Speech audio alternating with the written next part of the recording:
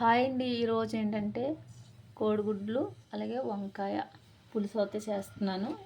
ముందుకొస్తే గిన్నె వేడవక సరిపడగా ఆయిల్ వేసుకున్నాను. గుడ్లు వేగటానికి కొంచెం పసుపు వేసుకుంటున్నాను. అలాగే గుడ్లు కూడా లైట్గా వేపుకోవాలి. ఒకసారి గుడ్లు ఇలా కలిపేసుకోవాలి. ఏంటంటే పచ్చి వాసన రాకుండా టేస్ట్ అన్నది బాగుంటుంది. గుడ్లో తేలిపోయి కాబట్టి ఒక ప్లేట్లో కన్నది తీసేసుకుంటున్నాను.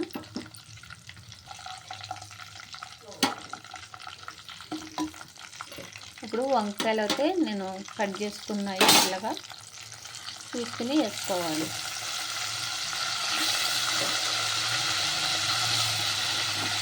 అలాగే ఒక 3 పచ్చిమిరపకాయలు తీసేసుకొని బాగా వేసుకోవాలి.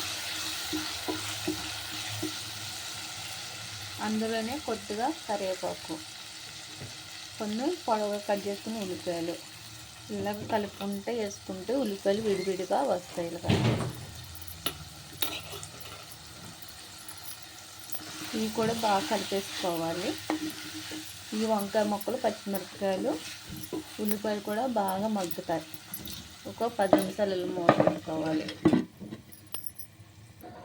ఒకసారి మూత తీసి కలిపేసుకున్న తర్వాత ఇంకా కొంచెం వేగాలి కాబట్టి నేను అయితే అల్లం వెల్లుల్లి పేస్ట్ వేస్తలేదు. చూసారా, 2 నిమ్మకాయ సైజు అంతా చింతపండు నీటిలో నానబెట్టుకోవాలి.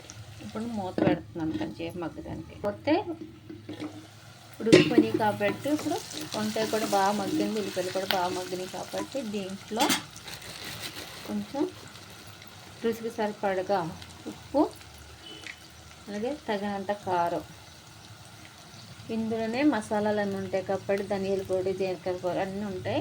అందుకని నేను దీంట్లో అయితే ఏం వేస్తలేదు. మీరు అయితే కారంలో మసాలాలు ఏం కలవకపోతే కనుక నార్మల్గా జీలకర్ర పొడి, ధనియాల పొడి ఇవన్నీ వేసుకోవాలి. ఇష్టమున్న వాళ్ళు అల్లం వెల్లుల్లి పేస్ట్ కూడా వేసుకోవచ్చు. నేను అయితే అల్లం వెల్లుల్లి పేస్ట్ అయితే వేస్తలేదు. ఇప్పుడు బాగా మగ్గినాయి కాబట్టి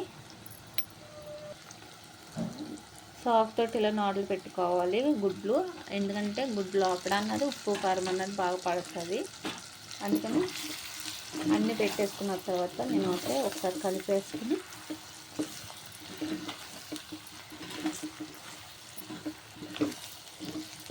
గుత్తి వంకాయ కోడిగుడ్లు కర్రీ వస్తే పులుసు వస్తే రెడీ అవుతుందండి.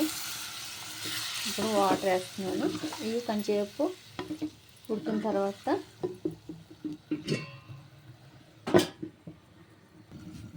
ఒకసారి మూత తీసి చాలా టైం పడుతుంది కాబట్టి కూర అయితే దగ్గరకు వచ్చేసింది కాబట్టి ఇప్పుడు అయితే చింతపండు పులుపు కొంచెం పలుచగా కలిపి వేసుకోవాలి. ఒక మంచి గ్లాసుడు పొట్టు రాకుండా చూసుకోవాలి. కూర అయితే చాలా టేస్టీగా ఉన్నదండి. ఇప్పుడైతే నేను కొంచెం ఉడికిదాకా ఉంటాను, దగ్గరకు వచ్చేదాకా. ఒకసారి ఎంతవరకు వచ్చిందో కూర చూసి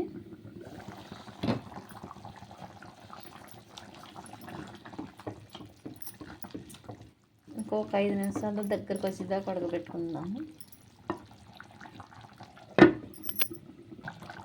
ఇప్పుడే ఉప్పు ఒకసారి చూసేసుకుంటా. ఉప్పు అయితే కరెక్ట్గా సరిపోయింది. దీంట్లోనే కొద్దిగా కొత్తిమీర అయితే కట్ చేసుకుని వేసుకుంటున్నాను. ఉడికితే చాలా టేస్టీగా ఉంటుంది.